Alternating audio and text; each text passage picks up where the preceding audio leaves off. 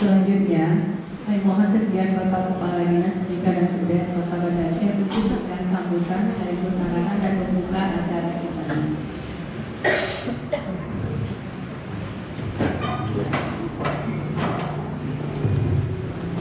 Bismillahirrahmanirrahim. Assalamualaikum warahmatullahi wabarakatuh. Bersyukur kepada Allah Subhanahu wa taala, salawat dan salam kepada Rasulullah sallallahu alaihi wasallam yang kami muliakan Bapak Kepala SMP Negeri Kota Aceh, kemudian Bapak Ibu Kelas dan hadir kakak-kakaknya, kemudian juga Ketua Pelaksana beserta jajarannya dan Bapak Ibu beserta DJMP UPS yang kami banggakan. Izinkan saya menyampaikan di awal bulan Desember tahun akhir tahun ini ada 3 hal ya, yang ingin saya sampaikan. Mungkin ini agak lama, mungkin agak menggunakan waktu 10 atau 15 menit. Pertama, saya ingin menyampaikan kepada Bapak Ibu bahwa paradigma belajar kita berubah. Ya, dari kemarin itu tatap muka, sekarang daring. Dan ke depan tatap muka, daring dan luring. Jadi ada 3 sekarang depan. Jadi tatap muka, daring dan luring. Luring itu luar jangkauan. Apa maksud luar jangkauan? Artinya orang tua dan cukup sehingga kita sudah baik. Kalau di luar Kota Banda Aceh mungkin luar jangkauan, antinanya nggak hidup, jadi HP-nya nggak ada sinyal. Kalau kita kan, artinya orang tua tak sanggup membimbing anaknya, maka datang bawa kita. Jadi kita sebagai guru wajib mencoba menyampaikan. Nah, jadi ada 3 media yang akan kita gunakan di dalam pendekatan di tahun ajaran semester 2 di tahun 2020. Nah, jadi dari tatap muka dan luring. Jadi semua guru IPS itu harus membuat ya, harus membuat jadwalnya.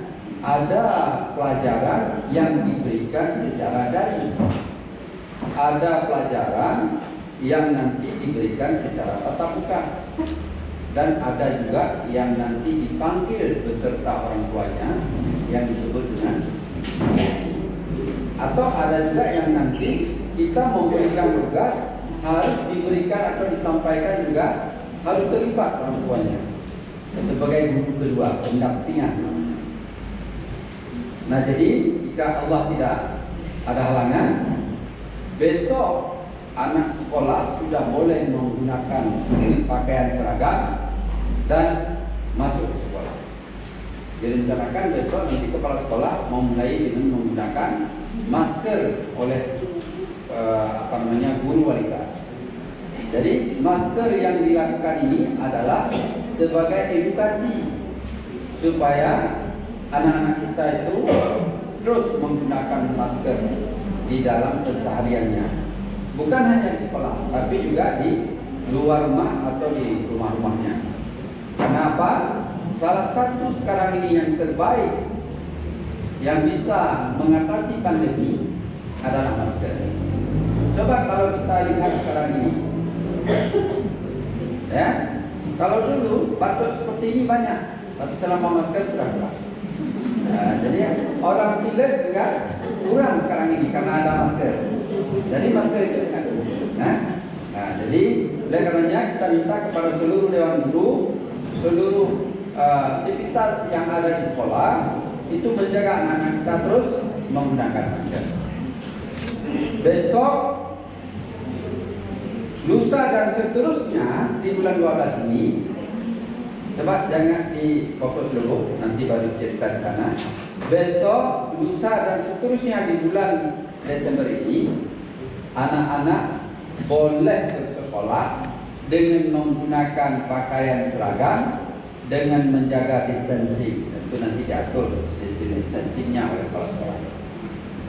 Kegunaan kita lakukan di bulan ini adalah untuk membuat transisi. Yang sesungguhnya kementerian itu memberikan amanah di bulan Januari, 4 Januari. Tapi ini adalah sebagai transisi. Nah, oleh karenanya nanti dijaga masker, cuci tangan, menjaga jarak atau apapun, dan tidak boleh ada yang menjual makanan. Makanan anak-anak sementara boleh dibawa perbekalan dari rumah. Saya kira ini penting ya, jangan nanti tidak disampaikan. Nah, jadi kepada Bapak Ibu sebagai guru IPS juga mempunyai peranan penting dalam rangka menyampaikan persoalan ini kepada anak-anak kita, kepada kepala sekolah kita. Kalau ini sekarang sekolah kita dari nanti jadi. Nah, jadi jangan sepenuhnya daring. Nah, karena apa? Kita sekarang sedang menghadap transisi. Sehingga nanti 4 Januari anak-anak sudah terbiasa dengan transisi. Jadi nanti entah pelajaran IPS-nya yang dibuat tatap muka terserah, karena ini adalah kedatangannya agak terlambat daripada jadwal yang telah kita tentukan dengan pola yang telah berlaku di masa pandemi. Hal yang kedua yang ingin saya sampaikan Bapak Ibu, ya, sistem pengajaran menggunakan daring yang selama ini katanya tidak efektif.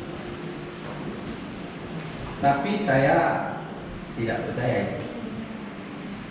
Tidak percaya bahwa tidak efektif. Buktinya nilai anak-anak ketika kita buat daring 90 sampai 100. Betul ya? Betul. Kenapa?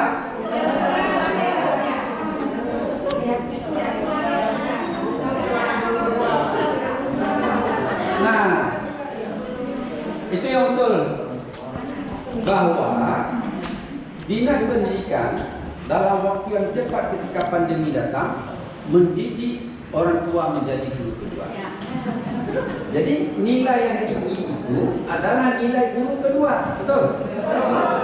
Nah, berhasillah Dinas Pendidikan pertama saja. Ya benar ya?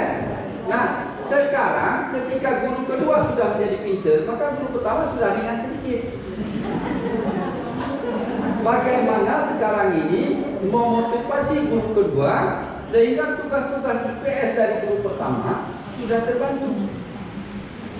Kita berharap sepintar-pintar guru kedua juga akan nanti pintar kepada anak-anak kita. Nah, jadi sekarang Bapak Ibu sudah ada asisten, kan tidak percaya itu? Nah, jadi oleh karenanya berilah pelajaran-pelajaran kepada anak yang terlibat guru kedua di rumah. Jangan putus. Kemarin-kemarin dianggap bahwa setelah anak disampaikan ke sekolah selesailah persoalannya. Sekarang dengan adanya pandemi, alhamdulillah pandemi, kita berubah cara belajar. Jadi jangan menganggap dengan waktu 5 sampai 10 bulan sama dengan 2 abad yang lalu. Nah, mungkin masa dengan 6 bulan, 7 bulan ini harus sama pinternya seperti yang sudah berabad-abad kita tatap muka. Ya tak mungkin lah. Kalaupun mungkin, ya tidak mungkin. Karena tidak mungkinlah menyamakan sudah 100 tahun yang lalu kita tatap muka dengan 6 bulan ini sama. Ya tidak mungkinlah. Tapi percayakanlah Bapak Ibu, apa yang terjadi? Kreativitas anak bersama kreativitas guru kedua di rumah semakin baik. Mana buktinya? Daring diberikan, nilainya meningkat saja. Ya. Nah, oleh karenanya saya sebagai kepala dinas ini menyambut positif, ya, menyambut positif tentang adanya perubahan perilaku yang terjadi kepada orang tua dalam rangka membantu anaknya bersekolah. Hal yang perlu diperhatikan oleh IPS, ketika seorang anak kita memberikan nilai, tentu ada 2 soalan yang bisa kita memberikan nilai. Di semester kemarin ditambah dengan semester ini di bulan 12 ini. Soalan pertama adalah kita akan memberikan nilai kepada anak menyangkut tentang akademik. Dan akademik itu bisa dinilai. Kenapa? Karena akademik itu bisa dibaca terhadap hasil yang telah diisi oleh anak-anak kita, baik secara daring maupun secara tatap muka. itu nilai akademik. Tapi di dalam sebuah nilai yang dikasih oleh seorang guru, bukan hanya nilai akademik, tapi ada nilai perilaku anak tersebut. Jadi nilai perilaku sekarang anak-anak bersama ibunya di rumah, bersama orang tuanya di rumah, bersama guru keduanya di rumah. Bagaimana Bapak Ibu memberikan nilai dia nanti di rapor 85? Dari mana datang nilai perkembangan dia di rumah? Kalau kemarin ya apa? Karena dia di sekolah, sekarang di rumah.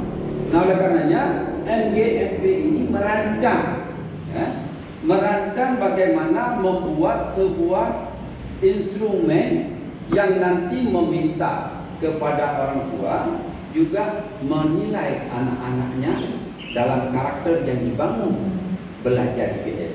Ya, jadi dari sini nanti dibangun itu instrumennya, dan instrumen itu bisa kita kirim melalui WA. Nanti orang tua tinggal memilih saja.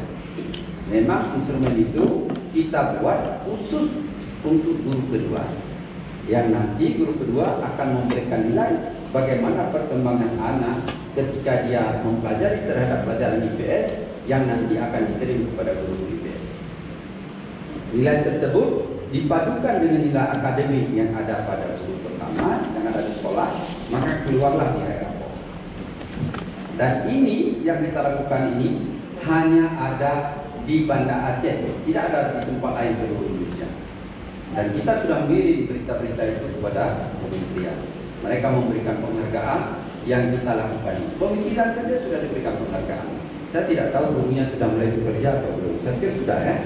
Sudah, walaupun nilainya belum ada ya. Saya kira sudah. Nah, oleh karenanya di dalam sistem kompetensi yang hari ini dilakukan, nanti mungkin Pak Budi boleh membantu untuk melahirkan sebuah instrumen. Seluruh guru IPS akan ada sebuah instrumen yang akan dinilai oleh orang tua untuk membantu nilai anak-anak kita dalam rangka memberikan nilai dalam rapor. Yang ketiga, Bapak Ibu, senang tidak senang, dunia hari ini sudah masuk pada dunia 4.0. Bahkan kita sebentar lagi 5.0 ini sudah mulai 5.0 atau 5.0. 4 tingginya sudah berjalan. Kecepatan ini paling cepat berjalan. Oleh karenanya kita sebagai guru jangan sampai ketinggalan kereta. Kita mau tidak mau, ketika kita mau hidup di zaman hari ini, kita harus mengikuti zaman hari ini. Kalau ada guru yang mengatakan saya akan mau pensiun, sebelum meninggal tetap harus belajar. Walaupun mau pensiun besok jam 11, hari ini harus belajar. Begitulah, karena kita hidup di masa sekarang. Dan tidak ada lagi yang istilah kita gaptek. Tidak boleh lagi. Kita harus belajar, mau tidak mau harus belajar. Apa yang harus dipelajari Bapak Ibu? Hari ini saya melihat, kalau saya coba, ya, entah gurunya yang tidak mengajar atau entah gurunya yang sudah lupa, hal-hal yang kecil saja tidak diketahui lagi oleh anak-anak kita tentang IPS. Sebisa membaca peta, sudah tidak tahu. Lintang utara, lintang selatan, bujur timur, sudah tidak tahu. Global pun tidak kenal. Ini bahaya ya? Jadi lahirnya pelajaran Merdeka Belajar yang dikembangkan oleh menteri kita sekarang ini, maka dihadapkan guru IPS untuk mengajar menggunakan ekosistem. Ekosistem tahu Bapak Ibu ya? Apa itu ekosistem? Lingkungan. Lingkungan itu dijadikan menjadi media belajar. Bukan hanya saja menggunakan seperti aplikasi ini. Bukan. Hari ini menteri kita menuntut kepada Bapak Ibu sebagai guru IPS supaya harus lebih banyak belajar di luar. Kalau memang nanti jam pelajaran itu katakanlah dalam 1 minggu ada sekitar 6 jam, maka 4 JP itu harus belajar di luar. Ya, 4 JP itu harus belajar di luar. Hanya 1 JP saja yang belajar di dalam kelas. Jadi inilah yang diharapkan. Apa yang dituntut di dalam konsep pembelajaran di luar itu, atau yang disebut dengan belajar dengan ekosistem, ada 5 aspek yang perlu dituntut bagi anak dalam belajar IPS. Nah, ini perlu kita tahu. Nanti juga akan ditambahkan di dalam studi. Ya. Aspek pertama yang penting harus dituntut oleh Bapak Ibu kepada anak murid ketika nanti belajar dia adalah mengamati. Jadi seperti misalkan Bapak Ibu memberikan sebuah global kepada anak, memberikan sebuah peta bagi anak, coba suruh amati. Apa yang dilakukan oleh anak tersebut, baik secara berkelompok maupun secara mandiri. Jadi ini yang pertama, ya, mengamati. Yang kedua adalah kemampuan mengidentifikasi. Ya, mengidentifikasi. Nanti dia akan identifikasi. Misalkan bunga ini, dia mengidentifikasi apa misalkan? Warnanya ada 3. Ya. Kemudian nanti dilihat ada apa lagi? Ada batang, ada pelepah, kemudian ada cabang, ada tanah misalkan. Itu identifikasi namanya. Ada 5 identifikasi. Jadi itu penting diajarkan dia. Yang ketiga adalah dimintakan kepada anak untuk menyebutkan. Nah, menyebutkan, ya, menyebutkan itu sama seperti menyebutkan fungsinya. Misalkan bunga, apa fungsi bunga? Jadi menyebutkan ada lintang utara, apa fungsi lintang utara? Sabang itu berada pada bujur keberapa? Apa fungsinya? Jadi ini menyebutkan yang benar. Jadi harus diketahui oleh anak tersebut. Yang keempat adalah menganalisis. Dia bisa menghubungkan antara letak lintang timur, bujur timur, lintang utara. Jadi bisa apa hubungannya keduanya? Apa hubungan warna kuning dengan warna merah? Ada warna ungu, betul. Nah, misalkan. Jadi itu analisis namanya. Dia mencoba menganalisis. Kalau ini tidak ada, ini bagaimana? Kalau ini ada, ini bagaimana? Jadi itu saling menganalisis. Ya. Nah, yang kelima adalah kemampuan menyampaikan, baik menulis maupun dengan bercakap-cakap. Itu yang namanya disebut dengan literasi. Jadi kemampuan literasi ini dituntut bagi anak-anak kita di dalam Merdeka Belajar. Ya, Merdeka Belajar ini sesungguhnya konsep yang menuntut anak-anak lebih kreatif dia sendiri. Nah, yang kedua di dalam Merdeka Belajar dituntut anak-anak harus pintar di dalam numerik. Numerik itu adalah hitung-menghitung. IPS ada ya, banyak hitung-menghitung. Nah, jadi ini juga penting. Dan yang keempat adalah, yang ketiga adalah bagaimana anak membangun karakter terhadap apa yang telah dipelajari. Ini mengapa anak-anak tidak cinta kepada IPS? Karena guru-guru IPS belum mampu mengembangkan sebuah konsep sehingga anak-anak peduli bahkan meyakini terhadap konsep IPS itu sendiri. Oleh karenanya kami meminta nanti kepada Bapak Ibu, ya, yang hari ini kami sebagai Kepala Dinas memberikan apresiasi yang tinggi kepada Ketua MGMP beserta pengawas. Dan terima kasih kepada Pak Kepala yang sudah memberikan kesempatan. Bangga kami bahwa dalam masa pandemi pun, ya, MGMP IPS bisa dilaksanakan. Mari kita tepuk tangan. Ini membuktikan sebagai keseriusan. Kita boleh bercerita, boleh ngomong, boleh apapun, tapi buktinya juga penting. Nah, oleh karenanya kami atas nama Kepala Dinas mengucapkan selamat atas kegiatan yang dilakukan ini. Saya berharap kepada Bapak Ibu yang hari ini sudah membuang waktu khusus untuk mengikuti ini, maka carilah, ya, carilah sesuatu yang monumental sehingga anak-anak kita cinta kepada IPS. Ya. Sekarang ini psikososial itu sungguh rendah dalam kehidupan anak-anak kita. Karena apa? Karena pelajaran IPS dianggap pelajaran kiri. Nah, bagaimana kita kembangkan kembali pelajaran IPS akan menjadi lebih hebat? Coba bayangkan sekarang ini, orang-orang yang hebat itu rata-rata adalah tamatan IPS, bukan tamatan IPA. Nah, coba lihat ya, jadi presiden, jadi ini, jadi itu rata tamatan IPS, hukum dan sekarang, ya kan? Kenapa kita harus kiri dengan IPS? Nah, oleh karenanya saya berharap sekali lagi kepada Bapak Ibu dan kepada narasumber, semua yang dimaksud hari ini adalah merupakan jembatan kita di dalam proses belajar mengajar. Kami berharap sekali lagi bahwa sistem pengajaran IPS di tahun 2021 semester yang kedua ini, kami berharap Bapak Ibu masih berbicara dengan guru kedua. Ada yang protes kepada kepala dinas, mengapa seorang ibu yang begitu capek mendidik anak kok jadi guru kedua? Ada yang protes. Biasanya bahkan ada yang baca hadis lagi. Ibu bapaknya adalah guru pertama. Kenapa kepala dinas bikin guru kedua? Diprotes. Kemudian saya menjelaskan secara logika bahwa anak umur 0 sampai 6 tahun, maka ibu atau bapaknya di rumah sebagai guru pertama. Tapi ketika anak sudah datang ke sekolah, itu rumah di rumah, bapak ibunya sudah menjadi guru kedua. Guru pertama ada di sekolah. Kenapa? Karena nanti ada mamahnya yang tidak bisa IPS. Dia harus bertanya pada guru pertama. Ada mamahnya yang tidak bisa matematik atau yang lain-lainnya. Makanya ketika masuk sekolah sampai nanti SMP, bahwa orang tua di rumah menjadi guru kedua. Walaupun bapak ibu sebagai guru, ya jangan juga jadi guru pertama. Tetap jadi guru kedua untuk anaknya. Hal kedua yang sangat miris, ini yang perlu saya pertahankan, kadang banyak orang tidak tahu. Kalau orang tua diangkat menjadi guru pertama, maka dia minta sertifikasi. Dari mana saya mau ambil kecuali saya potong dari guru pertama ini? Tidak mungkin.